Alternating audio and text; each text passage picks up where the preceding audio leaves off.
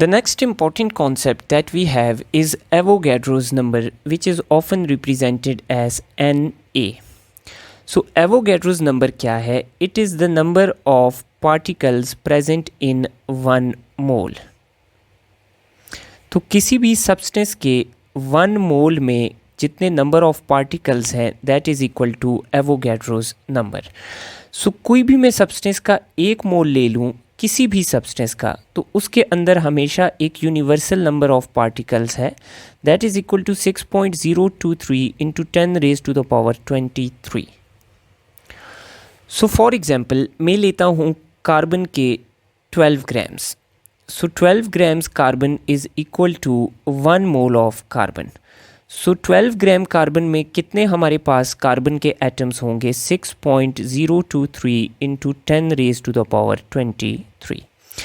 इसी तरह अगर मैं सल्फ़र के ले लूँ 32 grams. So 32 grams of sulphur is equal to 1 mole of sulphur. So 32 gram sulphur में सल्फ़र के कितने पार्टिकल्स या एटम्स मुझे देखने को मिलेंगे? तो again Avogadro's number of particles मुझे देखने को मिलेंगे. अब मैं एक कंपाउंड लेता हूँ, for example carbon dioxide.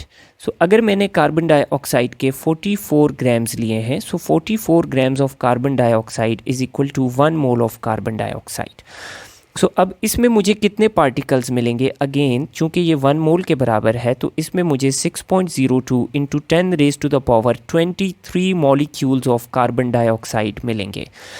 Now keep in mind कि किसी कंपाउंड का अगर हम 1 मोल लेंगे तो उसमें कंपाउंड के जो मॉलिक्यूल्स का नंबर है वो एवोगैड्रोज नंबर के बराबर होगा, लेकिन number of atoms can be different. For example अगर हम कार्बन डाइऑक्साइड के 1 मोल की बात करें, सो टोटल जो कार्बन डाइऑक्साइड के मॉलिक्यूल्स हैं उनका नंबर होगा एवोगैड्रोज नंबर के बराबर. सो 1 mole of carbon dioxide contains Avogadro's number of carbon dioxide molecules. अगर हम इसके अंदर टोटल कार्बन एटम्स की बात करें तो चूँकि एक मॉलिक्यूल में हमें एक ही कार्बन एटम देखने को मिलता है, तो 1 मोल ऑफ कार्बन डाइऑक्साइड में हमें 1 मोल ऑफ कार्बन एटम्स देखने को मिलेंगे. लेकिन अगर हम ऑक्सीजन एटम्स की बात करें तो कार्बन डाइऑक्साइड के 1 मॉलिक्यूल में 2 ऑक्सीजन के एटम्स हैं. तो अब कार्बन डाइऑक्साइड के जो मॉलिक्यूल्स का नंबर है that is Avogadro's number, but every molecule contains 2 oxygen atoms. तो टोटल ऑक्सीजन एटम्स का नंबर आ जाएगा 2 मल्टीप्लाई बाय एवोगैड्रोज नंबर. इसी तरह अगर हम एक और कंपाउंड ले लें सल्फ्यूरिक एसिड, तो सल्फ्यूरिक एसिड के अगर हम 1 मोल ऑफ मॉलिक्यूल्स लें तो उसमें हाइड्रोजन का नंबर होगा 2 मोल्स, क्योंकि हर मॉलिक्यूल में 2 हाइड्रोजन है. तो 1 मोल ऑफ मॉलिक्यूल्स में 2 मोल्स ऑफ हाइड्रोजन एटम्स होंगे. इसी तरह सल्फ़र की अगर हम बात करें तो 1 मोल ऑफ H2SO4 में सल्फ़र के एटम्स का नंबर होगा 1 मोल, क्योंकि एक मॉलिक्यूल में 1 सल्फ़र है तो 1 मोल में सल्फ़र के नंबर भी सेम होगा. इसी तरह अगर हम ऑक्सीजन के एटम्स की बात करें 1 मोल ऑफ H2SO4 में, तो हर मॉलिक्यूल ऑफ H2SO4 में 4 ऑक्सीजन के एटम्स हैं और 1 मोल ऑफ H2SO4 में 4 multiply by Avogadro's number of oxygen atoms हमें देखने को मिलेंगे. Now here we have another very important relation. So इस रिलेशन में हम रिलेट करते हैं मोल को with number of particles. So number of particles यानी नंबर ऑफ एटम्स या मॉलिक्यूल्स किसके बराबर होगा? तो अगर हम एलिमेंट लेंगे तो उसके लिए हम एटम्स को कैलकुलेट करेंगे और कंपाउंड के लिए मॉलिक्यूल्स को. तो number of particles is equal two moles multiply by Avogadro's number. Now for example हमें कहा गया कि हमारे पास 24 ग्राम्स ऑफ कार्बन एटम मौजूद हैं, तो इसमें कितने पार्टिकल्स होंगे?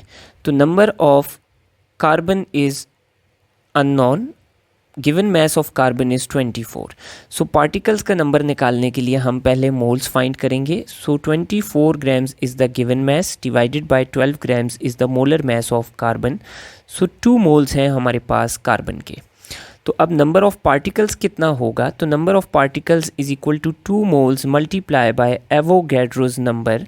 सो हमारे पास 24 ग्राम्स ऑफ कार्बन में 2 इंटू 6.02 इंटू 10⁻23 कार्बन एटम्स मौजूद है. नाउ सपोज़ कि हमें दिया गया है 128 ग्राम्स ऑफ सल्फ़र डाइऑक्साइड। अब हमसे पूछा गया है कि 128 ग्राम्स ऑफ सल्फ़र डाइऑक्साइड में सबसे पहले ये बताएं कि सल्फ़र डाइऑक्साइड के मॉलिक्यूल्स कितने हैं, देन सल्फ़र के एटम्स कितने हैं और ऑक्सीजन के एटम्स कितने हैं। तो सबसे पहले हम इसको कन्वर्ट करेंगे मोल्स में।